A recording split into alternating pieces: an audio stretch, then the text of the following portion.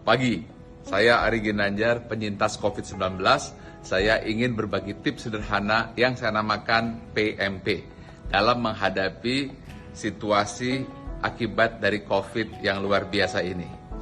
Banyak sekali orang-orang yang gagal, tapi juga ada yang berhasil. Maka yang pertama adalah P, yaitu pikiran. Seperti sudah saya sampaikan berkali-kali, bahwa kekhawatiran adalah awal dari penyakit. Ketenangan adalah separuh dari obat, dan kesabaran dari awal kesembuhan. Karena itu, kuasai pikiran dan fokus kepada harapan, bukan fokus kepada khawatiran. Karena apa yang kita fokuskan, itu yang akan berkembang. Yang kedua adalah makanan.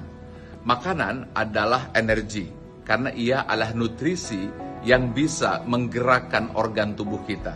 Bayangkan, ketika pikiran negatif, lalu dia tidak makan ketika terserang COVID, maka ia tidak mampu bergerak, memanfaatkan kekuatan tubuhnya, khususnya organ-organ dirinya, supaya ia bisa survive.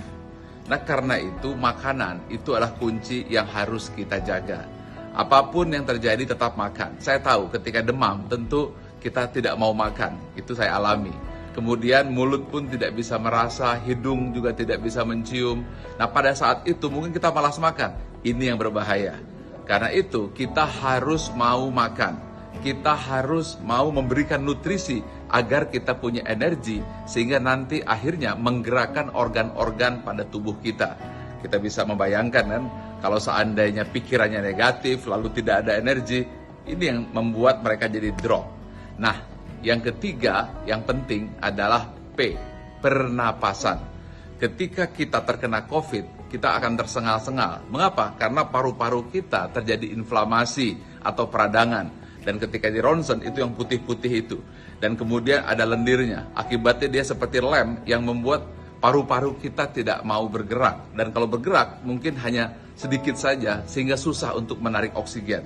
Nah, karena itu kuncinya adalah Anda harus melakukan PRON, yaitu Anda tengkurap, dan ketika tidur tengkurap, maka Anda mempergunakan bantal di sini, dan pada saat itu akan memudahkan untuk mengalirkan oksigen yang membuat Anda bisa bernapas kembali. Silakan Anda cari di YouTube apa yang disebut PRON itu. Nah, di situ dijelaskan.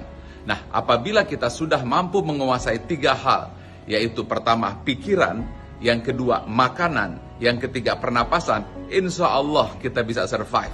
Karena masalah yang saya lihat, orang-orang yang gagal itu karena pikirannya negatif, kemudian dia khawatir, lalu tidak mau makan, dan kemudian akhirnya tidak bisa bernapas atau gagal nafas. Karena itu, yang harus kita lakukan adalah pertama, pikiran positif, fokus kepada harapan. Makanan dijaga, pelihara nutrisi agar punya energi. Dan yang ketiga adalah jaga pernapasan kita. Pagi.